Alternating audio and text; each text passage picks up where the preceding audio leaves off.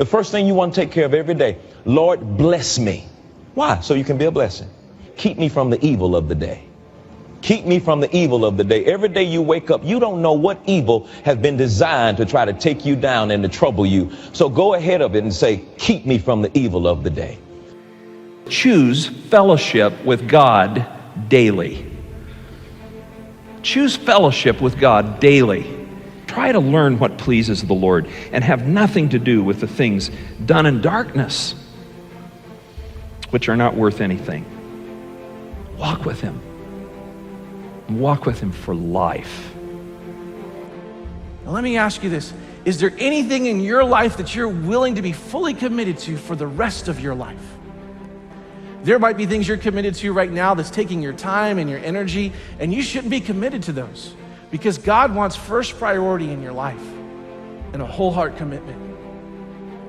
And God says what's most important is that you be with me above everything else, that you get to know me. It means that when I wake up in the morning, I need to say, God, no matter what happens today, I need to get to know you a little bit more. I need to learn how to love you a little bit more. And it could be the best day I've ever had, but I need to make sure I need to learn to love you and know you a little bit more. And God says, if you do that, that day was a success. And the opposite is true too, which is, let's say you get up and you don't even think about God. And you've got this great day. You go and you make the sale. You finally get the job. You finally get a date with a live girl. Whatever it is, okay? You're a success that day. It's your best day ever that you've got. And you forget about God. God says that day was a waste. It was a failure because you forgot me. What's most important is that you get to know the Lord and get to know Him. And it's a mistake that you and I make all the time in our lives where we don't think about inviting God into our daily experiences. And we think, God, I've got this. I got my dating. Don't worry about my dating. I've got it, God. I know what I'm doing. Oh, God, don't worry about my work. Oh, I'm good. I'm good, God. I've got my work.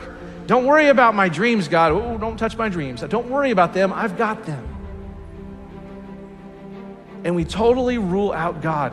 Am I going to put my faith in my own wisdom, in my own power, in my own resources, or am I going to trust God? Am I going to let God do the battle for me and trust His power and His provision in my life?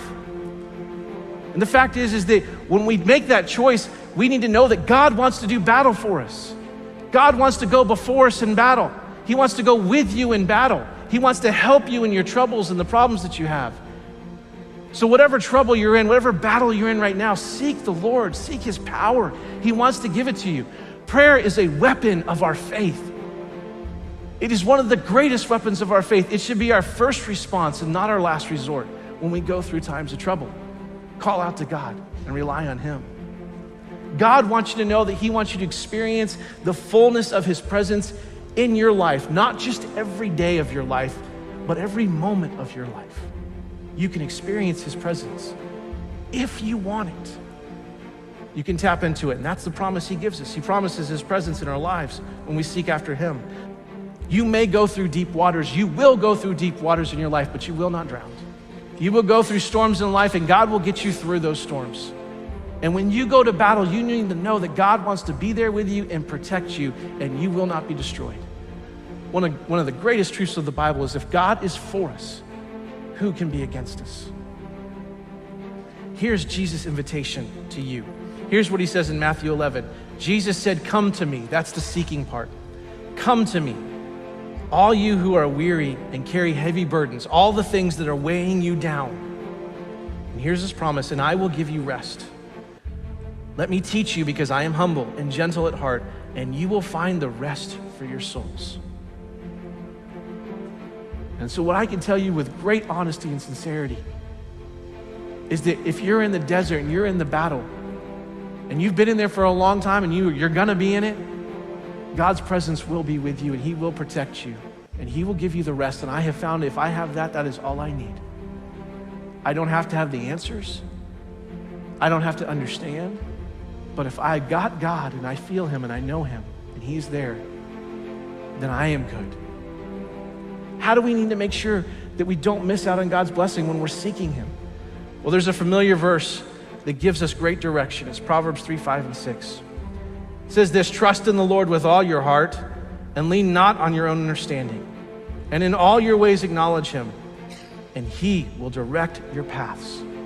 This word trust means to trust him not just in the convenient ways, not just in the easy ways, not even just in the spiritual ways, but trust him in all of the ways that we have in our lives, in the big and the small. Trust him on the roads of life that you've been on before, and trust him on the roads you've never been on, and those paths you've never taken, and those safari crazy roads where there is no path, that you're out there in the middle of the wilderness on your own. Trust him. And this word acknowledge in here, this word acknowledge means a deep, intimate, penetrating relationship where you know a person in the deepest and fullest sense. That's the kind of relationship God wants to have with you and with me. So our life goal needs to be this, that we need to seek God in every area of our life when we don't know what to do. And we need to seek God when we do know what to do. We need to seek him in the big things, in the small things. We need to invite him into the conversations. We need to invite him into daily life, because yesterday's victories don't determine today's successes. And even when you think you know how to answer the problem that you're in, you still need to go to God. You still need to trust him, because the greatest faith of yesterday will not give us the confidence of today unless we stay connected to God, because he wants to bless our lives. God wants to have his best for your life. He wants to have his hand on your life. He wants to give you the protection and his presence and rest and hope and all the things that he wants to do for you. He wants that. 2 Chronicles 16:9 says, the eyes of the Lord search the whole earth. They search the whole earth in order to strengthen those whose hearts that are fully committed to him. This verse says that God is searching, he's looking, he's seeking the entire earth for somebody, for a people, for a person, for a church that's willing to be fully committed to him so that he can bless them and have his hand on them and give you and give me his best. He is seeking after you. God wants us to seek him, but he is seeking us.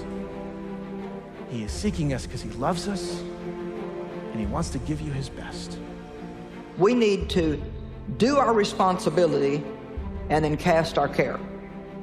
You do what you can do about the things in your life that you can do something about, and then when you cannot do anything about it, you cast it on God and you trust him, and it's perfectly okay for you to enjoy your life while you have a problem. I said it is perfectly okay for you to go ahead and enjoy your life while God is working on your problem. It's not that nothing's happening, it's just that you're not the one that's making something happen. So whatever you have going on in your life tonight, don't waste one more day in excessive sadness and grief and depression and discouragement, because you can't do anything about it. And Jesus paid for you to be able to enjoy your life, to have it in abundance, to the full, until it overflows. So we are totally wasting what God gives us if we waste our days in sadness and mourning. Learn how to focus on good things. Everybody here has got something they could be upset about if they chose to focus on it, but you don't have to focus on that. And what we focus on is what we magnify in our lives. What we talk about is what we become more consciously aware of in our lives. If there's a problem that needs to be dealt with it, deal with it, but don't focus on it. Think about the possibilities in your life, not the problems in your life. Hebrews 12:2 very simply says, looking away from all that will distract unto Jesus, who is the author and the finisher of our faith. Learn how to celebrate the good instead of grieving excessively over the bad things in life. No matter where you started in life, you can have a good finish. It doesn't really matter where you began, you have got a good finish coming. Let's have a shift in our thinking.